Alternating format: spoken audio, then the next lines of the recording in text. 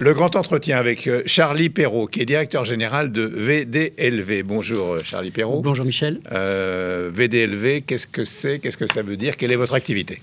Alors nous sommes une société pionnière dans le vapotage. Nous avons été là depuis 2012. Nous nous sommes engagés pour une vape éthique, avec une approche scientifique. Nous avions identifié assez tôt que la vape était une opportunité de santé publique si on savait la prendre en considération et si on savait la construire avec de la science, avec de la technique, de manière à construire un argumentaire rassurant pour les fumeurs qui seraient tentés de switcher au vapotage. Quand avez-vous décidé de créer? C'était en 2012, hein, En 2012, tout au début, oui. On a fait partie des premiers acteurs. Nous sommes engagés vraiment à fournir les boutiques spécialisées qui fleurissaient partout à ce moment-là. Et puis, on a, dès le départ, essayé de construire des sujets de compréhension technique. Et on a très vite été considéré comme un référent dans cette discipline. Et on a accompagné ces boutiques. Aujourd'hui, 3400 magasins spécialisés en France. Ça représente 16 000 emplois. C'est une belle filière dont nous sommes fiers et qui s'est construit autour de normes en France. Par exemple, la France est le premier pays à avoir normé les produits du vapotage, ce qui explique pourquoi il n'y a peut-être pas d'accidents, hormis certains accidents parallèles qu'il peut y avoir dans le marché noir ou des choses comme ça. Mais VDLV a vraiment participé à ce travail-là avec son laboratoire Ingescience, qui est un laboratoire spécialisé dans la recherche fondamentale sur le vapotage. Qu'est-ce qui vous a conduit là? Moi, je suis de formation mécanique des fluides et thermodynamique, donc la vapeur, j'étudie ça depuis que j'ai 14 ans. Mais surtout, le fondateur, Vincent Cuisset, est métrologue de formation, donc son métier et sa passion, c'est la mesure. Alors, ce sont des produits, vous traitez que des produits français, locaux, voire de la Gironde? Alors, nous produisons effectivement tous ces liquides, à peu près 1 million de flacons par mois pour une grande partie du marché français. Et oui, c'est une production exclusivement girondine. Et on va jusqu'à être le seul et unique producteur de nicotine en Europe. Et nous avons développé une activité de production de nicotine pure, vapologique, donc destinée au vapotage, avec les tabaculteurs du sud-ouest de la France, pour qui nous avons relancé une filière du tabac qui ne tue pas, mais qui permet aux fumeurs de sortir du tabagisme. Alors, comment on fabrique tout ça? C'est de la chimie, bien sûr, mais c'est essentiellement de la composition. On va utiliser les produits utilisés dans les liquides, que sont le propylène-glycol, la glycérine végétale, et puis les arômes et donc la nicotine. Tout ça est assemblé avec mesure, sagesse et surtout avec sélection. L'objectif, c'est de choisir des saveurs ou des arômes qui ont la capacité d'être vaporisés et inhalés. Pourquoi? Parce que ça doit bien fonctionner et surtout, ça doit correspondre à ce que peuvent recevoir les poumons. Et je le rappelle, et c'est peut-être ce que vous avez observé ou ce qu'on peut observer, c'est que les poumons ne sont pas un estomac. Et c'est la raison pour laquelle vapoter avec des produits trop chargés, trop sucrés, va à l'encontre de l'intérêt de ce que peut apporter le vapotage face au tabagisme. Donc le vapotage, c'est pour ne plus fumer. Oui. C'est pour avoir l'impression de fumer. Oui. Sans en avoir les aspects nocifs. Oui, en tout cas pour réduire... C'est ce que vous réussissez à faire. Oui, on réduit considérablement en fait la partie nocive du tabagisme en passant par le vapotage, parce qu'il n'est plus question de combustion, il est question de vaporisation d'un liquide dont on connaît la composition, qui devient une vapeur dont on connaît la composition. Donc il n'y a pas de mauvaise surprise, sauf si on surcharge ces produits. VDLV et son laboratoire Ingescience se positionnent pour la qualification préliminaire de ce qui est recevable pour les poumons dans une pratique conventionnelle. Qu'est-ce que ça veut dire, VDLV? Ça veut dire valoriser, développer, légitimer la vapologie. Au début, ça voulait dire Vincent dans les vapes, mais comme on est devenu des référents, on s'inscrit plutôt maintenant dans une recherche de vertu. Qu'est-ce que c'est que la vape éthique? Eh ben, c'est tout ça, la vape éthique. C'est bien comprendre pourquoi les vapoteurs se sont tournés vers cette solution. C'est leur proposer une solution qui correspond finalement à leurs attentes, c'est-à-dire pas trop juste ce qu'il faut. La vape éthique, c'est aussi être capable de produire en circuit court avec des acteurs locaux, c'est le cas pour notre nicotine, de choisir du PET recyclé. Depuis déjà 2015, on a travaillé sur ces ambitions-là. Et puis d'accompagner le plus possible, et c'est pas toujours évident, les boutiques spécialisées à comprendre concrètement ce qu'ils font. C'est ça notre métier et c'est ça notre mission. Alors vous êtes basé à Cestas, mais vous rayonnez sur toute la France? Oui, on est distribué effectivement sur tout le territoire français. On a à peu près 1700-1800 magasins en France donc, qui distribuent nos produits, ainsi que tous les sites Internet.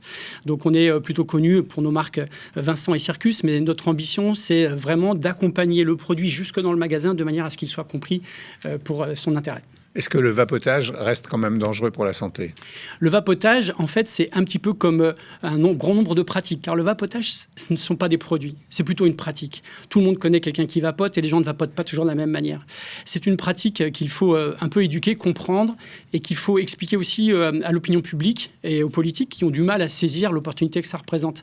Notre ambition, c'est vraiment ça, c'est toujours de guider la pédagogie, d'emmener ça vers la compréhension que la vape est une pratique et donc, si elle sort du contexte d'une pratique cohérente, forcément, elle peut présenter quelques risques. Nous, c'est ce qu'on pense, en tout cas, que les produits très sucrés, très chargés en arômes, quand c'est trop, eh bien, c'est à côté de l'intérêt. Est-ce que le vapotage se substitue au tabac? Le vapotage a une mission de transfert, c'est une alternative. Emmener les fumeurs sur cette tentative avec le vapotage, ils sont déjà nombreux. Pour certains, ça marche et pour d'autres, ça ne marche pas. Et pour ceux pour qui ça ne fonctionne pas, eh bien, on le dit dans le tabagisme, plusieurs essais, c'est déjà un pas vers la réussite, il faut poursuivre. Mais c'est aussi parce qu'il y a dans le vapotage un calage nécessaire, un peu comme avec des lunettes et l'optique. Si vous prenez des lunettes au hasard, vous n'avez pas beaucoup de chances d'y voir clair. Si vous êtes parfaitement réglé sur le vapotage dont vous avez besoin grâce aux professionnels et aux boutiques spécialisées, eh bien, comme des lunettes, vous allez y voir clair, c'est-à-dire que là, la solution du vapotage va se glisser derrière votre tabagisme pour vous guider vers d'abord un arrêt du tabac, et pourquoi pas sur quelques mois, mais essentiellement en général plusieurs années, l'arrêt de la nicotine. Et ça, c'est possible, car le vapotage permet une pente plus douce et plus équilibrée pour arrêter le tabac puis la nicotine. Alors on va voir les chiffres de votre société VDLV avec Virginie Mas, et on se retrouve juste après. Fondée en 2012, VDLV travaille aujourd'hui avec 130 collaborateurs répartis sur les 3 entreprises. VDLV compte 300 000 vapoteurs réguliers. Chaque mois, 1 million de flacons sont produits dans leur usine de 14 000 m². Enfin, 3 milliards de cigarettes ont été évitées depuis la création de l'entreprise il y a 13 ans. Donc il y a 300 000 vapoteurs qui vous ont rejoint, c'est ça? On considère à peu près que, on va dire, à peu près 10% des vapoteurs vapotent nos produits en ce moment. Parce que soit ils vont essayer des liquides un peu exotiques ou un petit peu amusants comme ça, mais en général, ils se rabattent après sur nos produits qui apportent plus de garantie et d'analyse. Vous fabriquez vos propres liquides? On fabrique tous nos liquides nous-mêmes. C'est ce qui vous différencie des concurrents? Non, il y a quand même de bons laboratoires en France et il faut le signaler. Certains suivent des normes encore et même des certifications. Donc la France est un très beau pays de vapotage.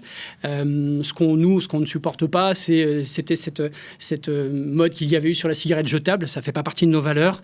Nous pensons qu'une cigarette ne s'achète pas au hasard. Donc, nous avons des ambitions qui sont vraiment focalisées sur le dynamisme, la bienséance de nos salariés aussi. On veut qu'ils comprennent pourquoi ils travaillent. Leur mission, c'est quand même de participer au fait de sauver des vies, notamment pour les fumeurs. Et ça nous construit, ça nous fait du bien. Et ce qui fait que c'est une belle aventure. On a démarré tout petit, à 2 dans un laboratoire. Aujourd'hui, c'est à peu près 150 salariés sur 14 000 m² avec des laboratoires de recherche. C'est parti de rien, on n'était pas beaucoup aidés, mais par contre, on a cru à une solution efficiente. Est-ce que la vape française change la donne par rapport à ce qui se fait à l'étranger? Oui, parce qu'on s'est installé derrière les bureaux de tabac au début, les boutiques spécialisées. Donc, comme il y avait des bureaux de tabac, il y a eu des boutiques spécialisées un peu en opposition. Aujourd'hui, ces circuits de distribution se sont rejoints sur ce qu'est le vapotage et le proposent à leurs clients. Je pense qu'un bon conseil pour un client, c'est si le vendeur prend le temps de lui expliquer toutes les possibilités qui sont offertes grâce au vapotage. Oui, donc vos clients, ce sont les distributeurs, les revendeurs. Oui, nos clients sont les distributeurs. Évidemment, ce ne sont pas les acheteurs directement. Donc vous avez un grand réseau en France, vous m'avez dit. Qui sont les gens qui vous entourent? Des techniciens, des logisticiens, des chimistes, bien sûr, des mondes du marketing, du commerce. Nous avons des commerciaux sur le terrain qui sont plutôt des technico-commerciaux, qui vont expliquer justement nos différences. Ça fonctionne bien, parce que nous sommes toujours présents depuis 12 ans et on n'a pas reculé. Je pense que c'est cette vape-là qui permettra demain que tout le monde puisse comprendre son intérêt. Je pense que c'est vraiment nos valeurs et notre responsabilité technique qui vont nous emmener à ça. Et on est allé plus loin, puisque dans le cadre d'une innovation qu'on a focalisée, qu'on a travaillé depuis des années, on veut aller jusqu'au parfait conseil au vapoteur. C'est ainsi qu'on a créé tout récemment Quizy, qui est non pas un produit en soi, mais une méthodologie pour suivre une pratique de vapotage adaptée à votre passif de fumeur que vous auriez pu être. Et cette combinaison-là nous offre aujourd'hui des résultats spectaculaires.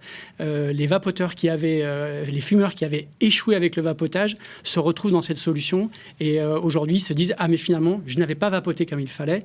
Et aujourd'hui, grâce à cette solution, je suis vraiment dans ce que je recherchais. J'ai arrêté de fumer en quelques jours. Quelle est la place de l'innovation ? L'innovation, c'est qu'il ne faut pas regarder que la composition d'un produit. Il faut regarder vers quoi il tend. Et c'est vraiment là-dessus qu'on a tout misé. Savoir si on pouvait construire une science. C'est ce qu'on appelle la vapologie. Cette science, comme l'œnologie dans le vin, a été construite dans le vapotage, qui permet de qualifier ces produits. Et en plus, on va regarder la pratique. On va regarder si ça fonctionne. Et quand ça ne marche pas, pour quelles raisons. Et aujourd'hui, c'est un mélange d'épidémiologie. On regarde l'humain, on regarde la machine, on regarde les produits.